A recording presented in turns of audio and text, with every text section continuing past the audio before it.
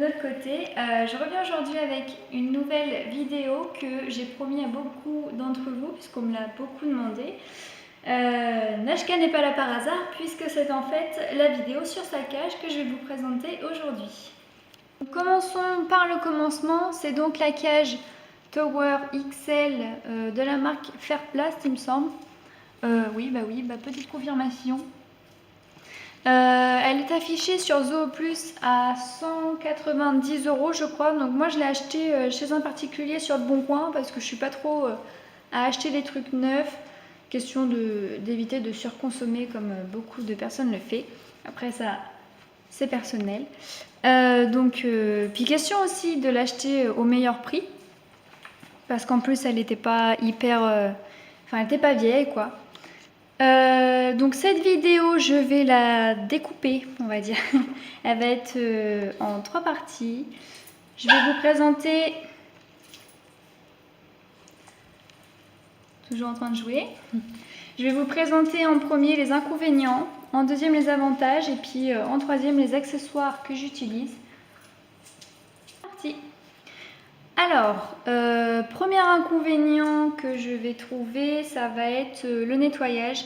Il faut s'abaisser et rentrer dans la cage en fait pour pouvoir la nettoyer jusqu'au bout parce qu'en fait vous voyez il n'y a que des petites ouvertures si vous voulez.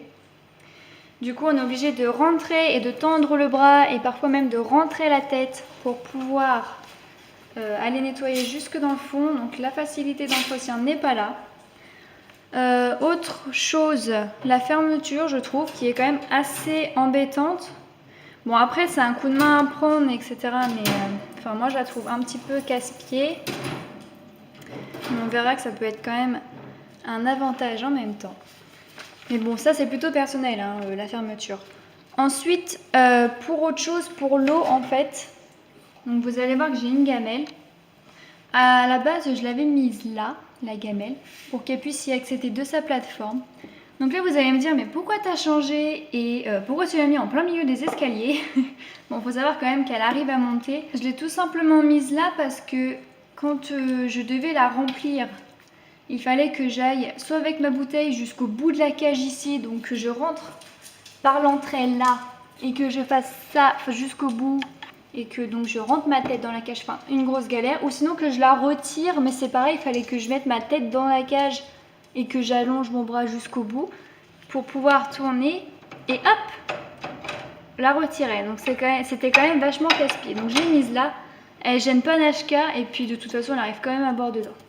C'est tout pour les inconvénients. On va passer maintenant aux avantages qui sont quand même plus nombreux et heureusement. Donc la cage est quand même vachement spacieuse, en tout cas pour un furet, moi j'en ai qu'un.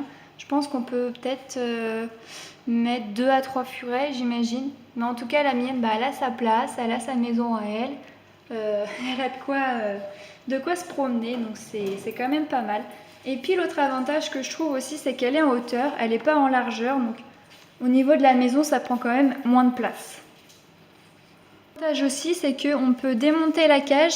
En fait, si vous voulez, on peut utiliser que le bac d'en dessous et mettre le plafond là-haut. Là, en fait, je ne sais pas si vous allez comprendre. Le plafond ici, on peut le réduire ici et faire une petite cage. Admettons, pour ceux qui font des portées ou qui veulent séparer le mâle, on peut très bien séparer les deux parties. Mais pour ceux qui veulent une plus petite cage, qui se rendent compte que c'est trop grand ou quoi, on peut très bien prendre cette partie-là et la mettre à la place du bac ici, et puis ça fera une plus petite cage. Bon, moi je reste comme ça parce que j'aime bien, elle a son espace comme je disais tout à l'heure, et puis elle apprécie plutôt pas mal je pense. Même si elle est sans arrêt en train de faire des caprices pour sortir.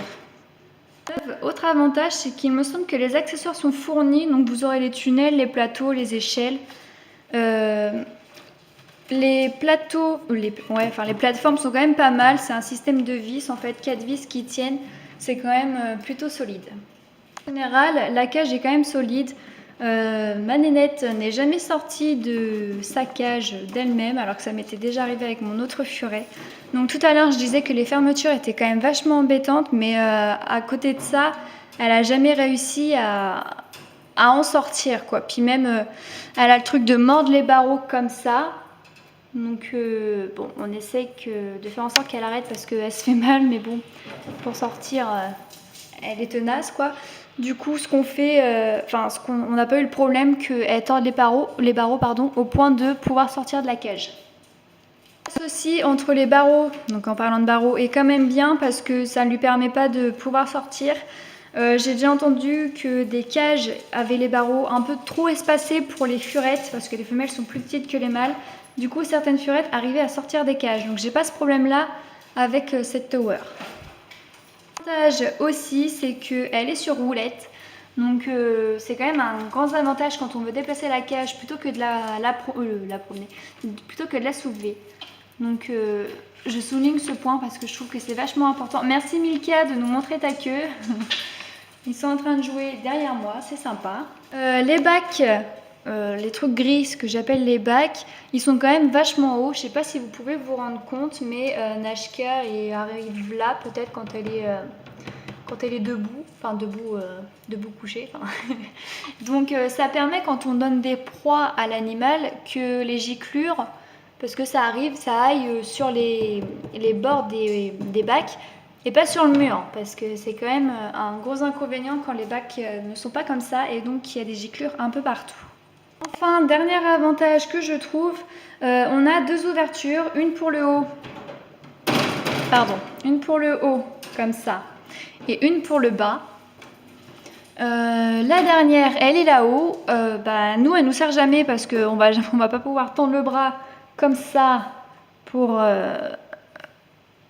aller attraper Nashka. Enfin, ça sert vraiment à rien. Ça sert dans le cas où on se sert que du bac d'en bas, comme je le disais tout à l'heure. Mais je le souligne quand même. On passe maintenant à la troisième partie, celle de mes accessoires. Coucou Nashka. Ok, je m'en fiche, ou pas.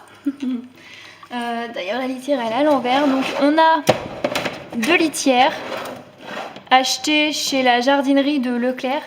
Après, moi, ce que je conseille, c'est quand même d'aller chez JMT Animal. Je trouve qu'ils ont des... Alimentation animale, pardon. Ils ont des prix vraiment imbattables. Donc, on en a acheté deux, une pour chaque étage, parce que au début, on en avait qu'une. Et la surprise a été qu'elle faisait aussi en haut. Enfin, une surprise pas trop, puisqu'on s'en doutait un peu.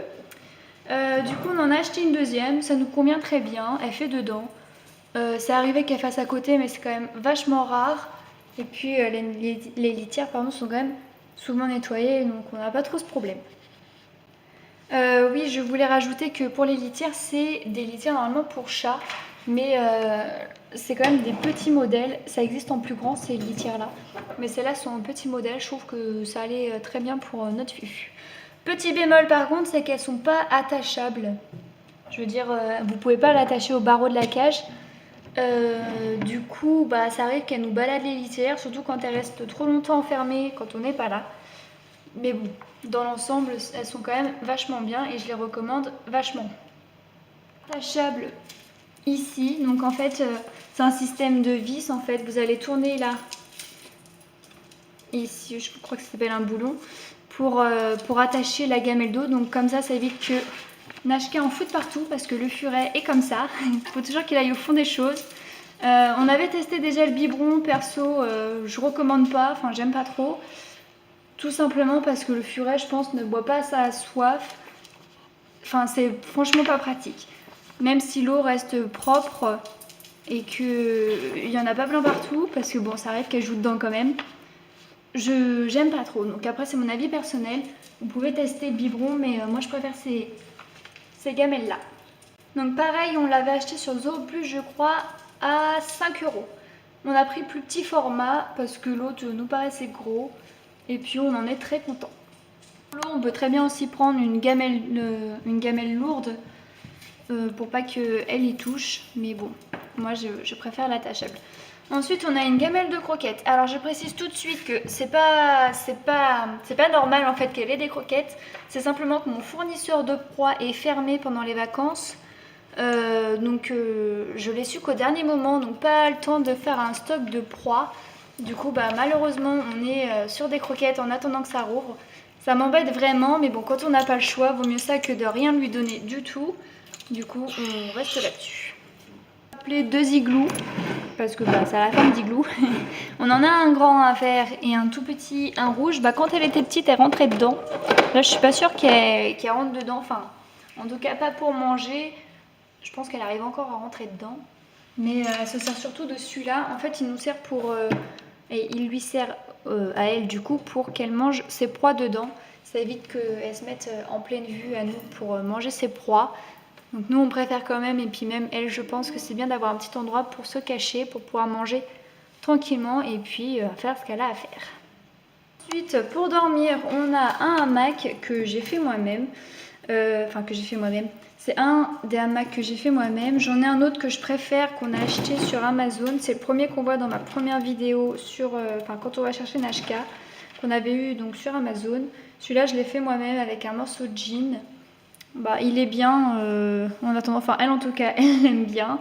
Les hamacs, on les change quand même régulièrement pour éviter l'odeur qui s'imprègne dedans.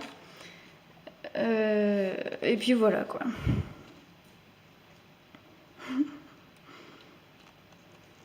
Coucou. Un petit bonjour. Ils me demanderont pourquoi il y a des cordes partout. C'est tout simplement parce que le tunnel là, je ne savais pas où l'attacher. Donc on a fait un petit système D comme ça. Du coup ça tient. Je parle de ces cordes là. Dis donc, mongolienne.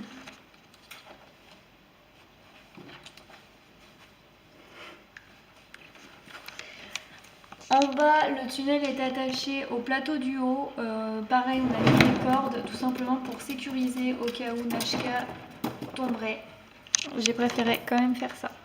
Ici, on utilise des granulés de bois, du pellets qu'on a acheté en grande surface.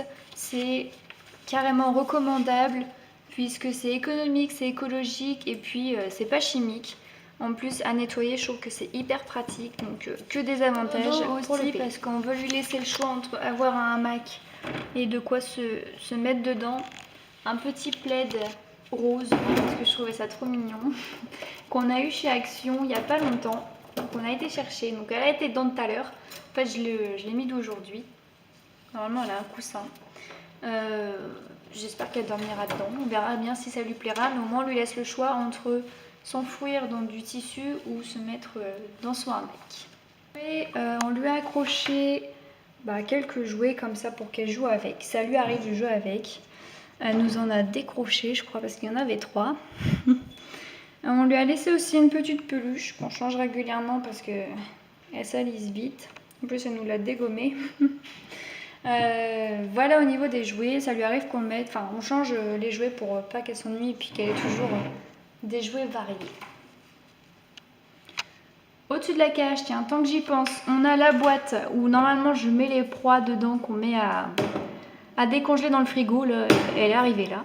L'huile de coco qu'on utilise pour la récompenser, pour lui faire plaisir, etc. On a le microfibre pour nettoyer, mais ça je ferai ça dans une autre vidéo, que j'utilise, ainsi que les produits que je fais moi-même. Ça c'est juste les récipients. Et enfin la cage de transport pour la transporter tout simplement. Voilà, c'est tout ce que je pouvais vous dire pour la cage. N'hésitez pas à me poser vos questions ou à me dire si j'ai oublié quelque chose. Je pense avoir fait le tour. On se retrouve dans une prochaine vidéo très vite. Et d'ici là, portez-vous bien. Et un petit message pour vous remercier. Vous êtes de plus en plus nombreux sur ma chaîne à faire partie de la communauté des amis des animaux. Ça fait extrêmement plaisir. En plus, je lis des liens avec des personnes géniales. Donc un grand merci à vous, un grand bonjour à elles. Et n'hésitez pas à venir en commentaire me parler. Je suis là pour ça, à poser vos questions. Donc voilà, je vous dis à bientôt. Cette fois vraiment.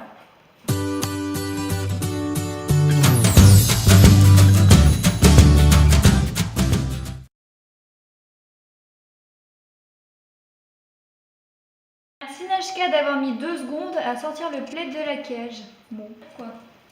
Et pas qu'à toi. Demain matin, et là, qu'est-ce que je vois? Le plaid est arrivé en haut, ça veut dire qu'elle l'a traîné jusqu'en haut en passant par le tunnel pendant la nuit. La sacrée comique.